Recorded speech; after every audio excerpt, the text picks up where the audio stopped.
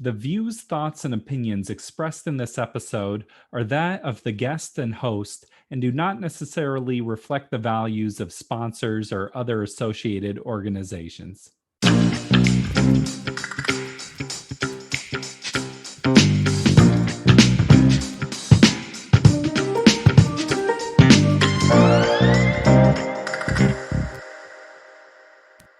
Welcome to the Parental Compass, presented by Family Education and Support Services.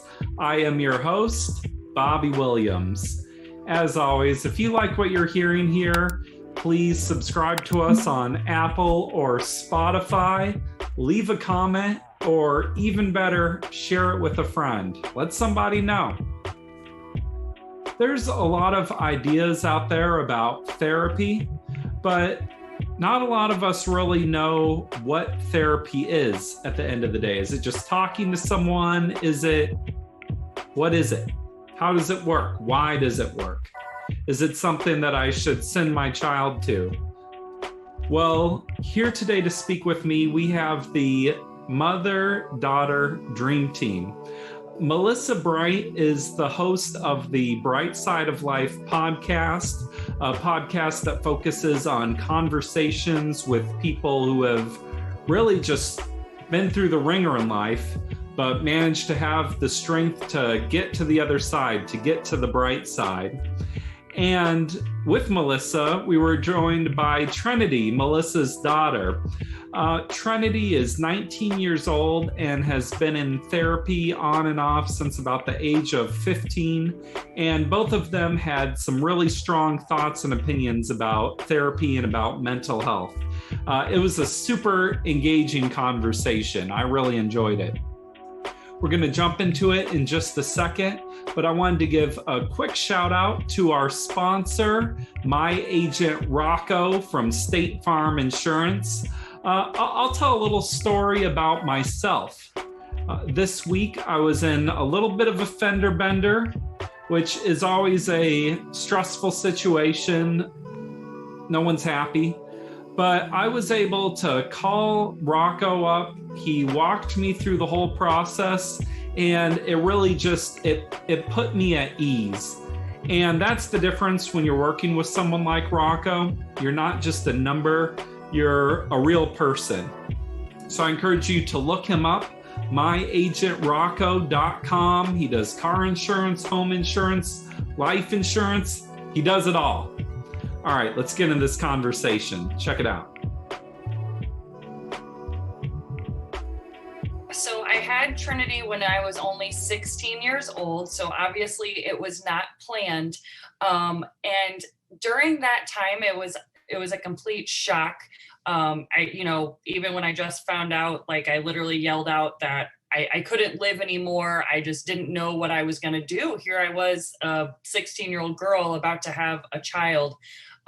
So once the initial shock really wore off, I knew in my heart, of course, people tried to give me options. And that was never in my head. I knew that I was going to have her.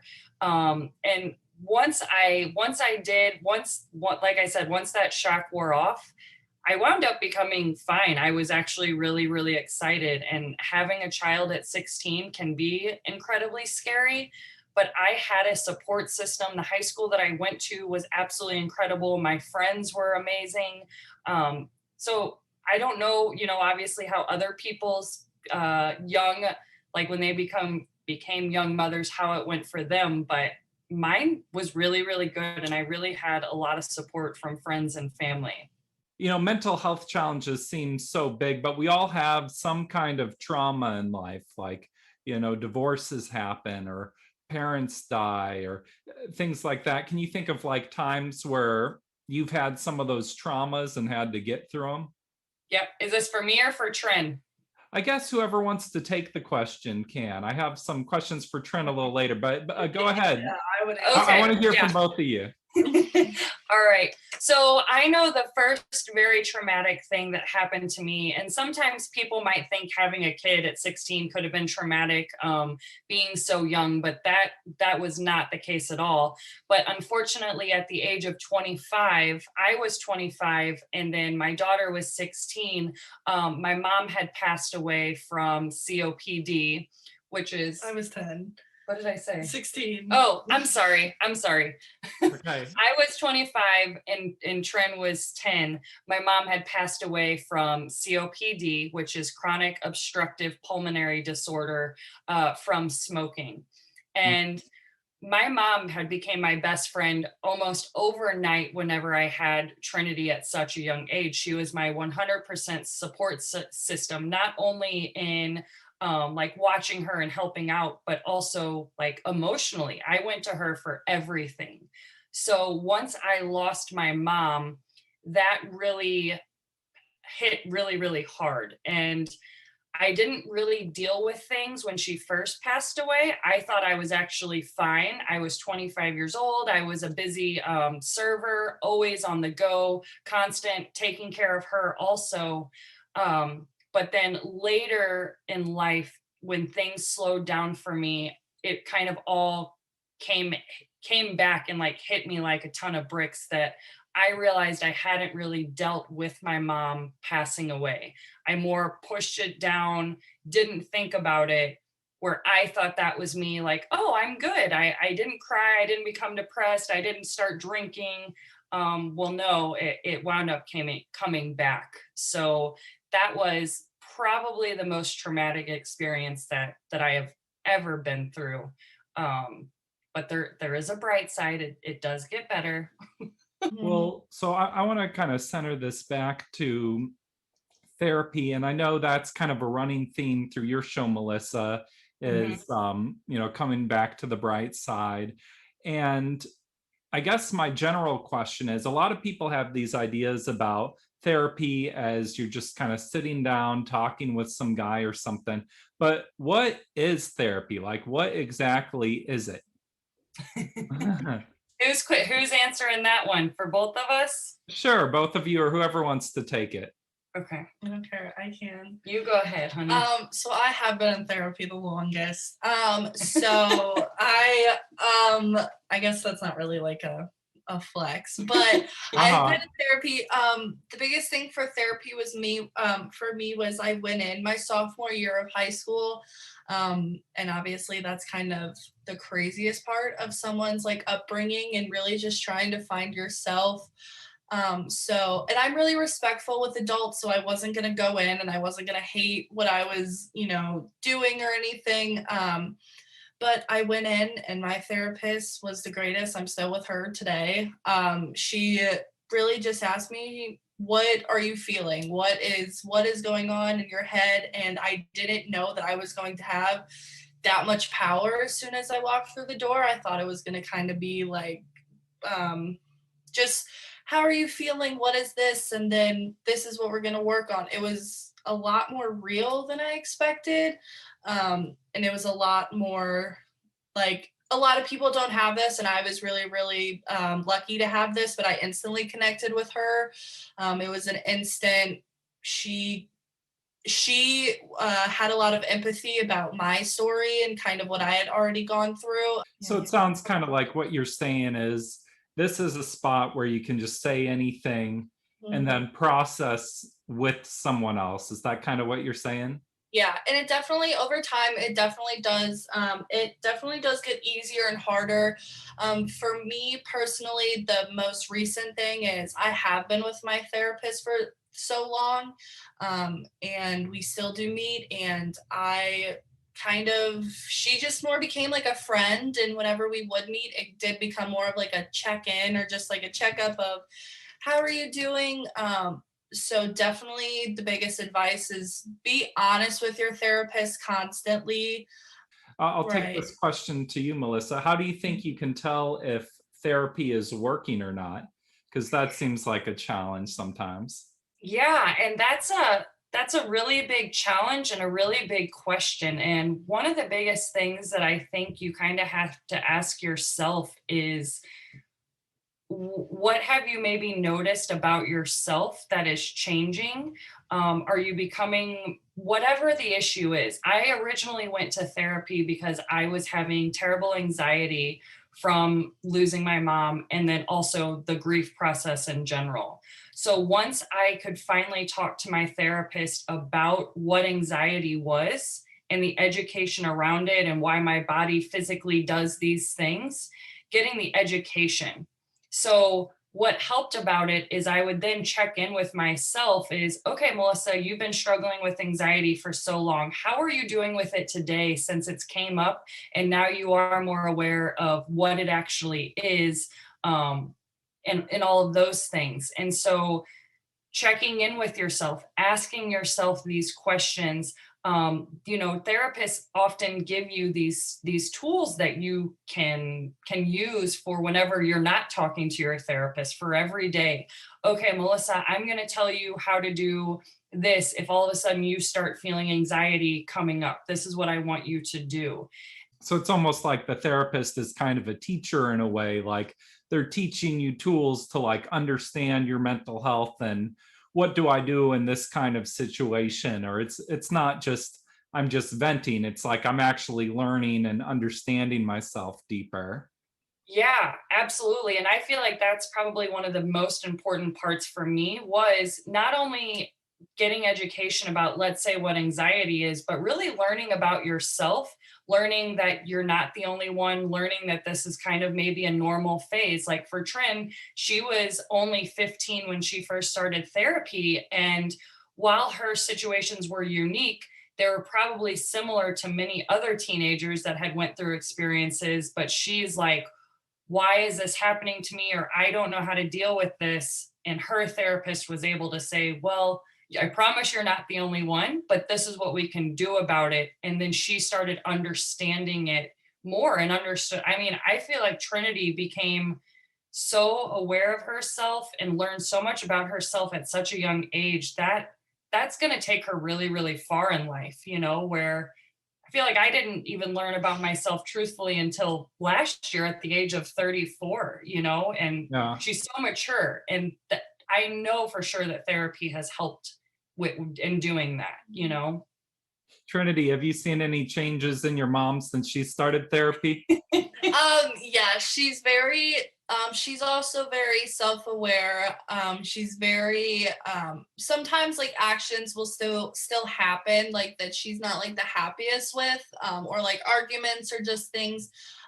But she recognizes the mistakes a lot sooner, or she will recognize like where kind of the tipping point was and how to calm herself or anything. But yes, I definitely see a lot of change and a lot of growth. I'm very proud. But yes, I definitely do. Well, and it's like none of us are perfect people, No. but we're all just trying to be better. You were talking a lot about clicking with your therapist. How do you think you can tell the difference between a good therapist and a bad one? Or what do you think people should be looking for in therapists? Because there's a lot of therapists out there, and I'm sure the quality varies.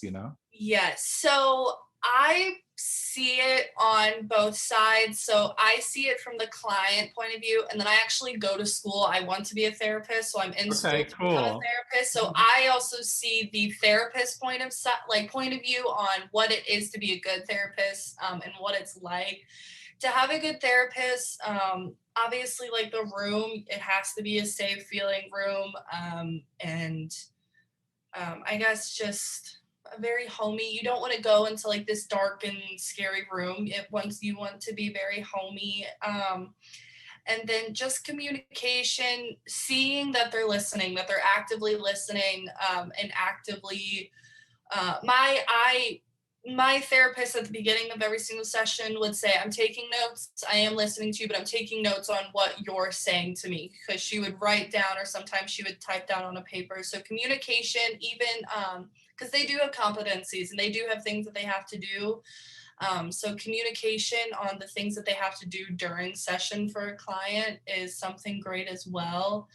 And then also some form of empathy, because the instant connection was whenever she told me about something that happened in her teenage years that was almost identical to what was happening to me at the same exact time. And I instantly, it was a breath of fresh air that somebody, I just needed one person to just understand what I was feeling at the exact moment. And she did. Well, oh, go ahead, Melissa. Yeah, I just wanted to add something there because what's so important with Trinity going to therapy at the age of 15, it can become hard for a parent because I know at this point, I really started seeing how excited Trinity was to go to therapy every week. And a small part of me, very, very small part, like would almost be jealous that she was opening up to this other woman so much because I, of course, wanted that for her and I. And we really had a great, great relationship. But of course, we were still mother and daughter during teenage time. So she couldn't tell me a lot of things, or her butt was going to be grounded more than it already was. But when I finally started realizing, like, the jealousy thing lasted a whole 2 seconds. But it's something that I think parents should recognize is that teenagers do need another outlet to talk to. And I'm so glad that Trinity had another adult that she could talk to about things that she was doing that she couldn't otherwise talk to me. And that person could guide them. They would say, hey, well, your mom is right. You shouldn't be doing this, that, or the other. But she would listen without giving any consequences because so long parents can say, you can tell me anything, but there's going to be a consequence at the end. And she just had a safe space to talk to another adult that I feel that was really, really important for her also, and for parents to be mindful of that. Yeah. You know, we're talking about what it means to have a good therapist, but what about being a good client or a good patient? Do you think there's a way to be a good person in therapy, kind of doing your part, or what do you all have to say about that? Something that Trinity and I have talked about. We talk a lot about mental health, and something that Trin had kind of like struggled with lately is since she has known her therapist for so long, it kind of became that friendship. So then when something was really going on with Trin, she would feel like she wouldn't need to like schedule a session or, oh, I don't really want to talk about it right now or something. And it's like, no matter whether you're in your second week of therapy or you're in your 5th year of therapy, that's what they're there for. They're there to listen to you, to help you talk through a problem, to help listen, all those things. And sometimes when you've gone through therapy so much, it's easy to just kind of be like, well, I don't need to go to it today, or I don't need to talk to them, or something like that. And it's like, no, I need to be taking advantage of this. She's my therapist for a reason. I need to call her. I need to do this with her. Yeah, it seems almost sort of like working out with a personal trainer or something of like, I need to keep on it. And if I don't, I might kind of phase out. And you can try out different therapists too. That's something I just wanted to say is like, you could go see 4 different therapists till you find one that clicks. I just wish I had a whole nother hour to talk with you because this is such a great conversation. You know, we have a little bit of a shorter format here, but do you have any closing thoughts or ideas you want to share with our audience here?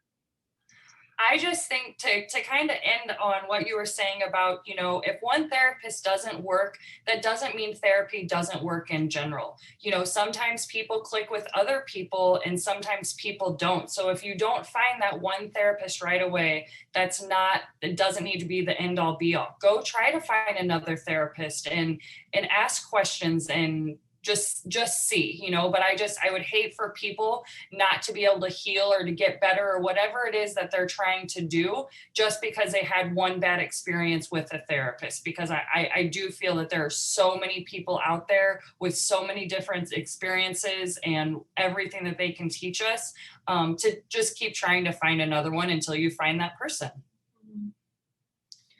I would say that mental health is real and mental health matters. And it's very real in parents and kids and grandparents and anybody in this whole entire world.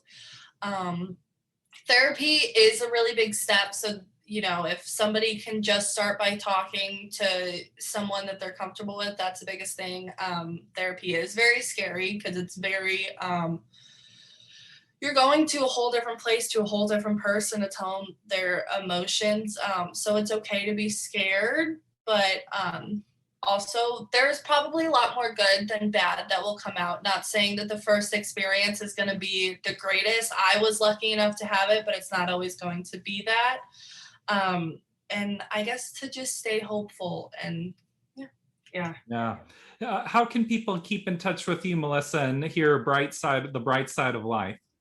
Yeah, so I am on all listening platforms, so Apple, Spotify, or they can go directly to my website, which is thebrightsideoflifepodcast.com. And that has all the platforms up there. You can sign up for emails to get notifications, or you can follow me on Instagram at The Bright Side of Life. And then we also have a Facebook group, and that's like a Facebook community, and that is also called The Bright Side of Life. Well, thank you so much for taking the time to be here today, y'all. Thank you, Bobby, very much. bye.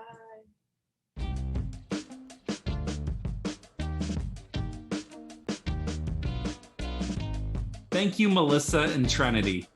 I just really enjoyed talking with you and hearing what you had to say.